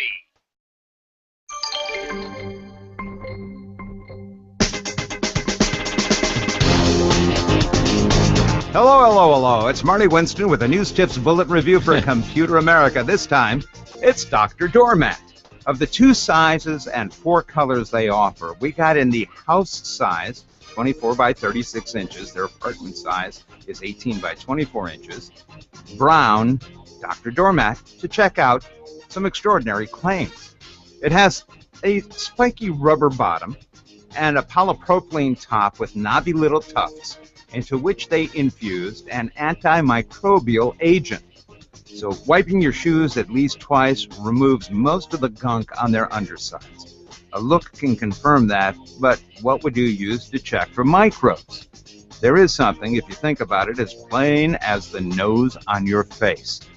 We used a daring sniff test, swapping left and right shoes from different pairs just before wiping at this and another mat after walking through some dead leaf-infused mud.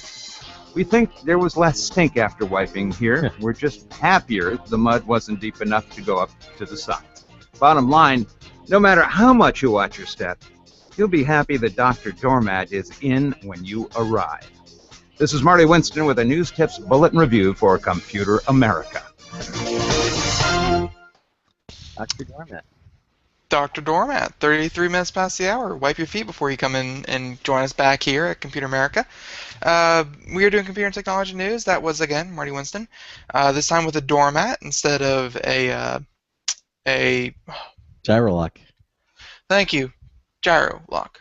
Okay, so yeah, we're doing computer technologies. Craig, did you just finish up the story you were just talking about with the OLED TVs? Yeah, it goes on and kind of compares them and basically and where they're going. What's the consensus? Like what are they saying about OLED curved screens? Are they here to stay? Are they going? What are they doing? He doesn't really get into the curved screens. He just says, he says we're still too early to announce the era of OLED, as much as we'd be excited to do so. He says it's still the best-looking TV that the author of CNET, and we'd love for it to take over for plasma and LCD as soon as possible. But like any new technology, there are growing pains, most concerning the lack of any models from companies that aren't named LG. So for now, the state of OLED is good, but it needs to be better. Maybe we'll get that glimmer of hope in that darkest pit of despair, Las Vegas, site of the CES 2015. He says, we'll see. Okay. There it is. Are they calling Las Vegas a pit of despair? Yes, they are. I think that's what I just picked up from that. Yeah, exactly. Probably didn't have good luck gambling. Yeah. All right, so actually, Craig. Yes. Not only are there Android phones, not only are there Apple phones, who is the other maker of smartphones out there? BlackBerry, correct. Good job. Oh, yes, BlackBerry. Proud of you. Yes, but they aren't doing very well. Or are they? For everyone who does not know, they just released a new phone, which came out, I want to say about a week ago, which was the BlackBerry Passport. Yeah. And the article that we found today was that there's apparently a gold edition BlackBerry Passport, and it looks stunning. I mean, black, gold, big, bulky screen, looks like it would fit in. And it looks like the replacement to, you ever seen like the really old TV shows or movies or something like that, and they pull out like the little case from their jacket and it holds like a cigar case, and it has like really fancy. It looks like one of those, but from modern times, because again, no one smokes. Yeah. But one thing I kind of caught from this was there's a link to reviews about the BlackBerry Passport. And they have the critics' reviews and the average critic review rating and the user reviews. Now, which one you put more weight into? I personally put more weight into user reviews because critics can criticize it all they want, but as long as the user likes it, it doesn't matter. It's just like an Adam Sandler movie. You can bash it all you want, but if people like it, people like it. So, the critic review of the BlackBerry Passport, which came out last week, for everyone who hasn't seen it or even heard about it, it still has the physical keyboard, but the Passport is very square for a smartphone. And when I say square, I mean square. It's almost a perfect square. It has a big screen, very wide. It fits closer to a computer monitor's resolution. So obviously, viewing documents and things like that for Excel, Word, PowerPoint, what have you, are going to be much more natural on a Passport than, say, an iPhone. Yeah. The critic review, 6.6 on average. So it's not stellar, but it's definitely better than, because if it's 6.6, you got to figure 5 is average, 10 is crazy good. Mm-hmm. So they're giving it anywhere between a 7 and a 6.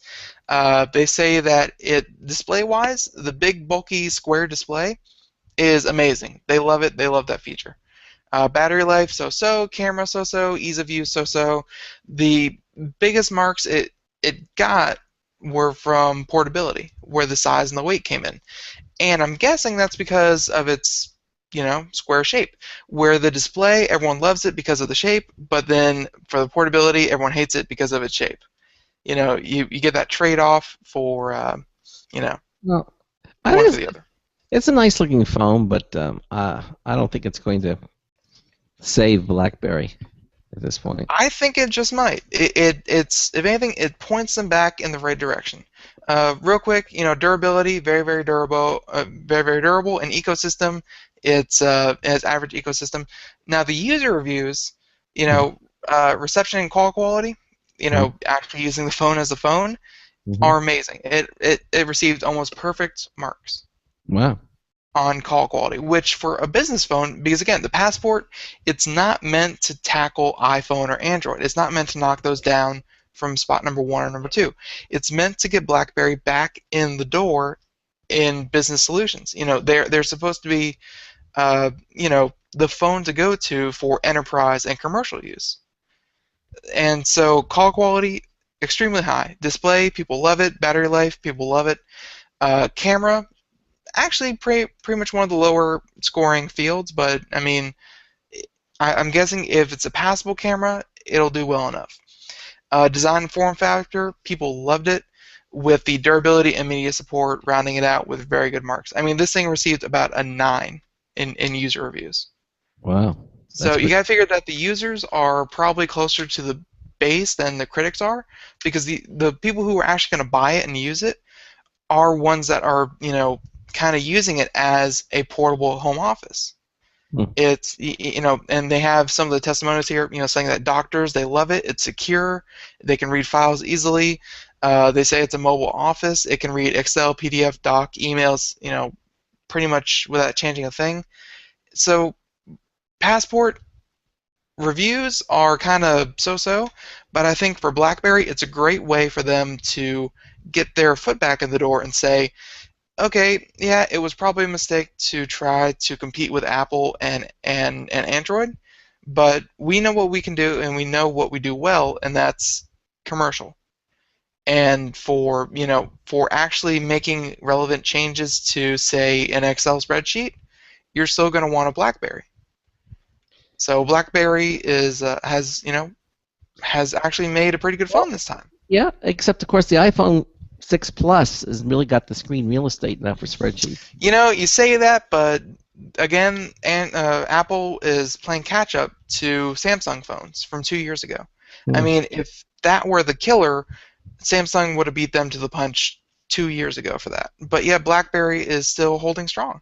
Yeah, well, BlackBerry was always associated with business and corporate, Although, because they actually have pretty good ecosystem, and they have a good.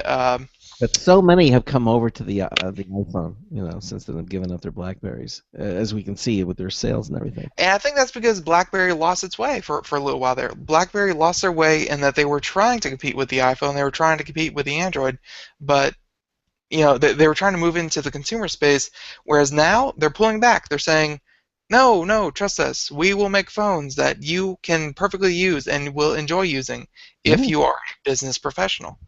And of course, they have a gold model now, so that makes it And they have a fancy gold model. So I think the further they distance themselves from, we are a phone for everybody to we are a niche phone that can do something very well, the better off BlackBerry is going to be.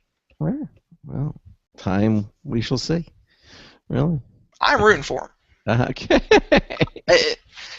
It seems like such a boring market if it was just two competitors duking it out.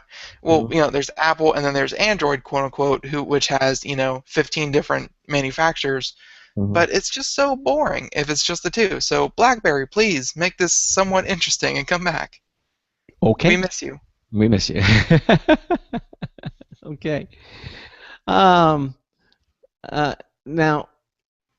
this next article I want to do is from TechHive. Obviously, one of the big things is that's on the horizon is making purchases with your smartphone. Apple Pay is going to be one of the big players with NFC, excuse me, near field communications, and we're talking about. But according to this story from TechHive, Facebook is the one now playing catch up with Messenger cash transfer test.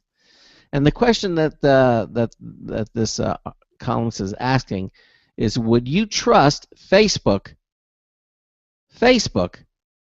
with your debit card number? Would you? If it's a legitimate service, I think I would. Okay, well, the network, Facebook, is reportedly working on a way to let you send cash to friends in its standalone Messenger app, just like the Venmo and Square Cash and Google Wallet and PayPal. Okay. Stanford student and iOS developer Andrew Odd discovered lines of code in the Messenger app that appeared to be a test of payment transfers between friends. He tweeted screenshots of his find, a result using the app developer tool Cycrypt over the weekend. He told Gizmodo that the test he saw requires a debit card, no bank accounts or credit card transfers allowed, at least not right now. Okay. If Facebook does roll out a payment transfer between friends, it wouldn't be a particularly novel idea. Plenty of other apps let you do the same thing. Really? I didn't know that. Did you know that there are other apps that let us send money between friends? Really? Oh, yeah. Like what? Can't list any of them off the top of my head. Good catch there. There's but I mean, it's there's a link that actually goes to them. But evidently, these other apps let you do the same thing, and with banking and credit card options. But now that former PayPal president oversees Facebook's mobile messaging, the cash transfer tests could signal the future of Facebook products.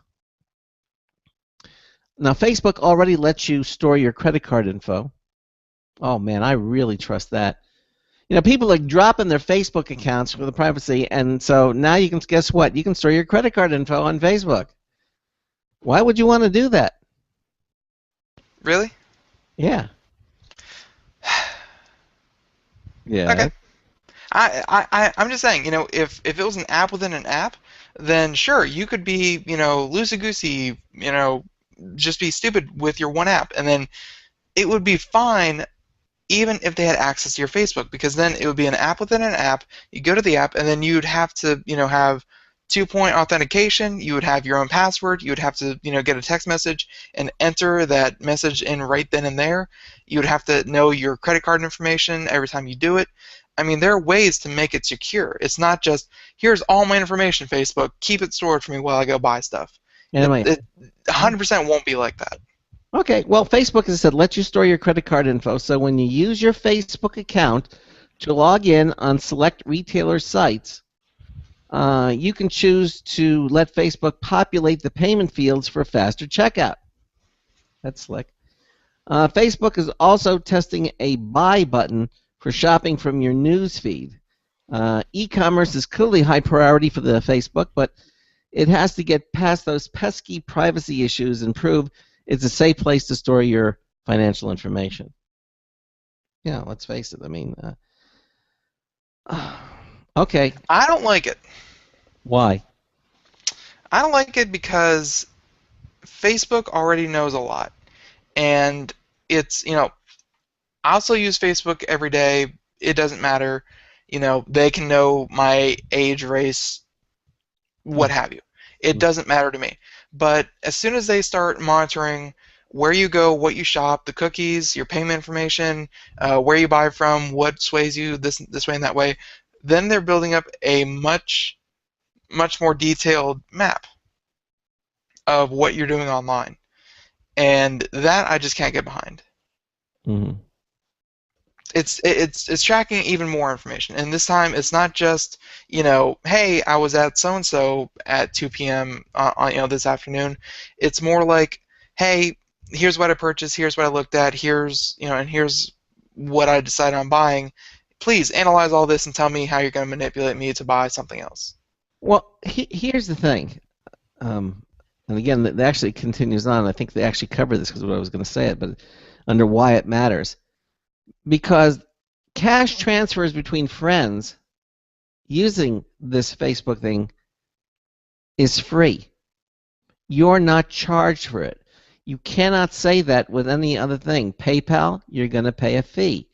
Any of these cash transfer systems out there, you're going to pay some money. Either the buyer's going to pay, the seller's going to pay, or maybe, who knows, they double dip and they get it from both sides. But none of them are.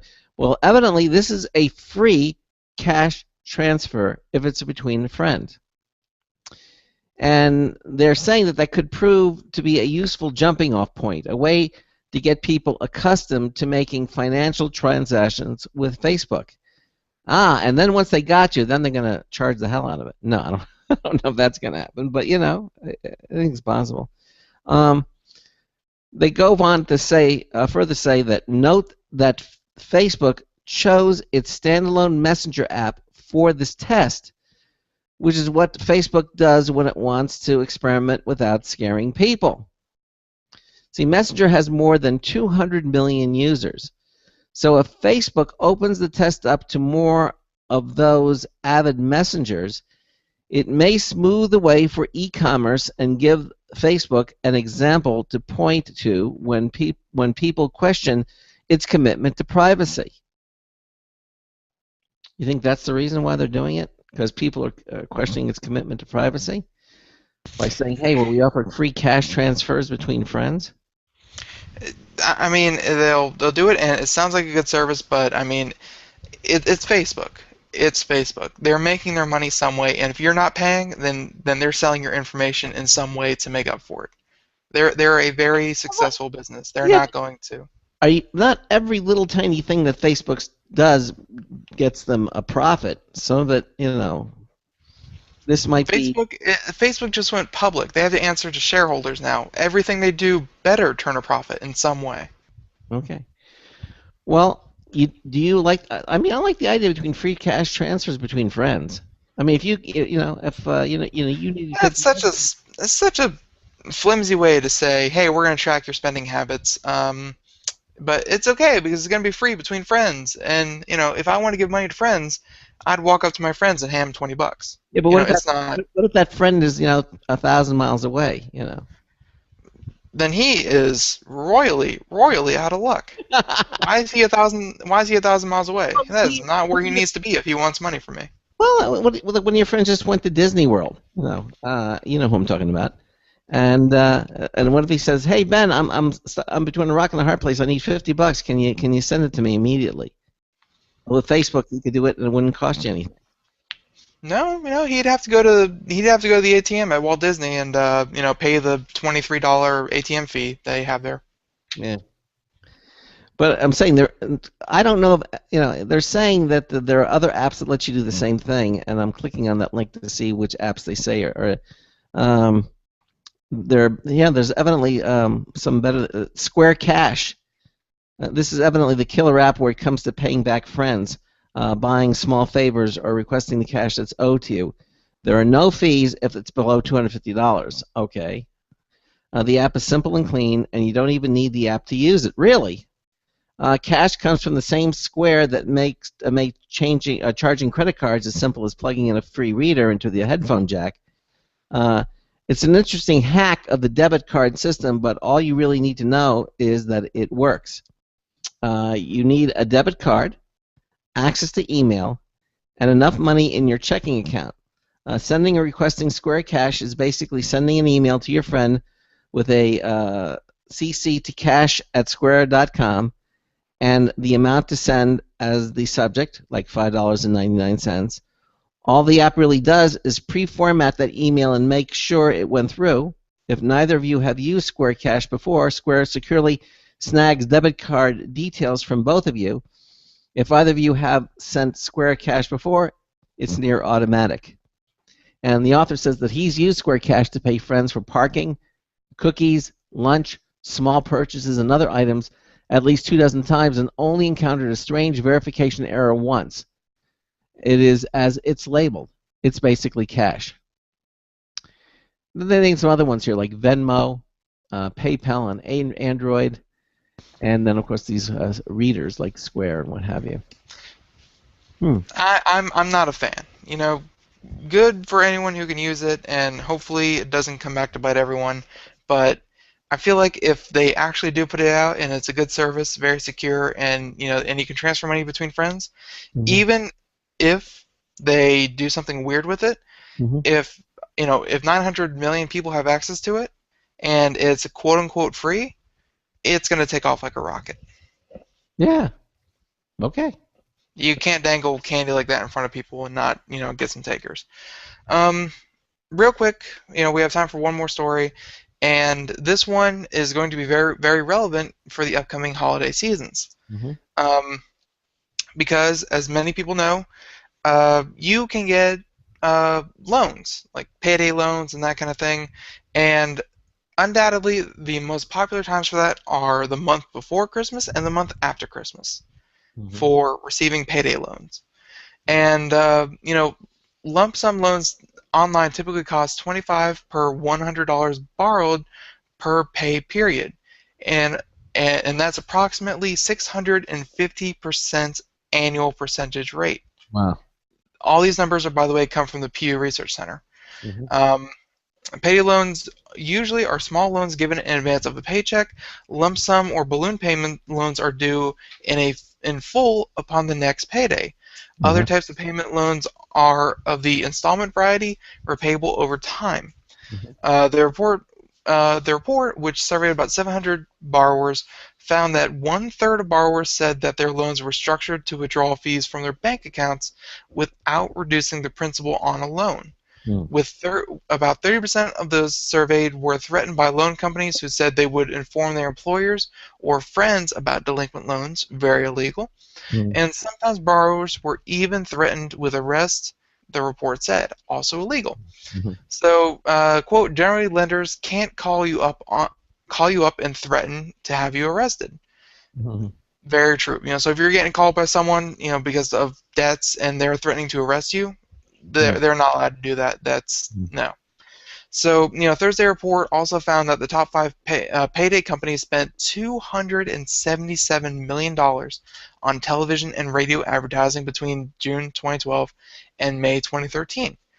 They also spent about anywhere from $5 to $13 per click on keyword search ad links. And also, among the findings, they had 46% of online borrowers report that lenders made withdrawals that overdrew their checking account twice the rate of storefront borrowers. So people getting these loans tend to overdraw their accounts more often. 40% report that their personal or finance information was sold to a third party. That's a very high number. 32% report experiencing an unauthorized withdrawal in connection with an online payday loan. So not only are they very expensive and very, very threatening, they're also doing things that are outright illegal. And also 22% report closing a bank account or having one closed by their bank in connection with an online payday loan. So, best, and of course they also reached out to, one of the head people that monitor this kind of thing, Yeah. and they said, we do good business practices, or at least we try to do it, but there are a few bad apples that skew the numbers. Long story short is, if you're looking for a payday loan, read the fine prints. It seems like there's more seedy payday loans, especially when you get online, because they don't have to keep up any kind of front. They can just put some money in your account, get your details, and then they can do whatever they want. So, folks, if you're thinking about getting one, be careful. It can be rough. It can be rough out there. Yeah, it can be. But sometimes people need some extra bucks in their pocket, and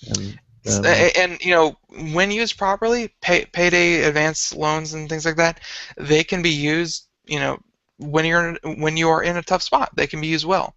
It's just, it seems like these numbers, 30%, 40%, 50%, they're doing things that are, just above and beyond an average business. Yep. Yeah.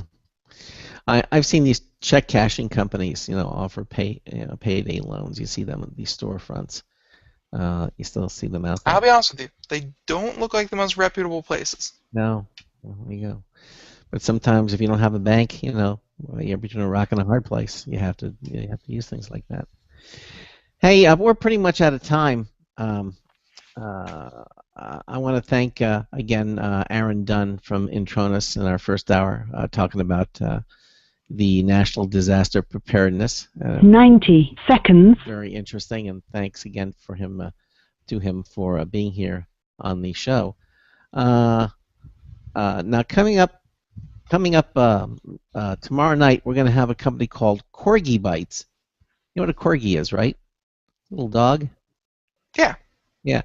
Well, after dog, Corgi Bites. What this company does is kind of interesting. We're going to have the company officers, the COO and Chief Code Whisperer.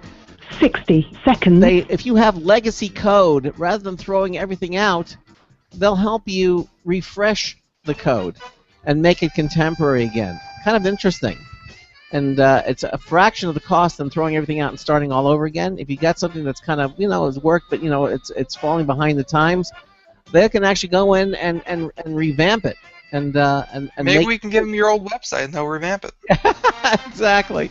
I think they're talking more apps than websites. And then, of course, in hour 2, we're going to have computer and technology news brought to you by Slimware Utilities, the official optimization software of Computer America. Thanks to all of you for being with us here tonight. We look forward to you being with us here tomorrow night. So until tomorrow night, this is Craig Crossman, hoping that your hard disk never becomes floppy. We'll see you. Good night, everyone.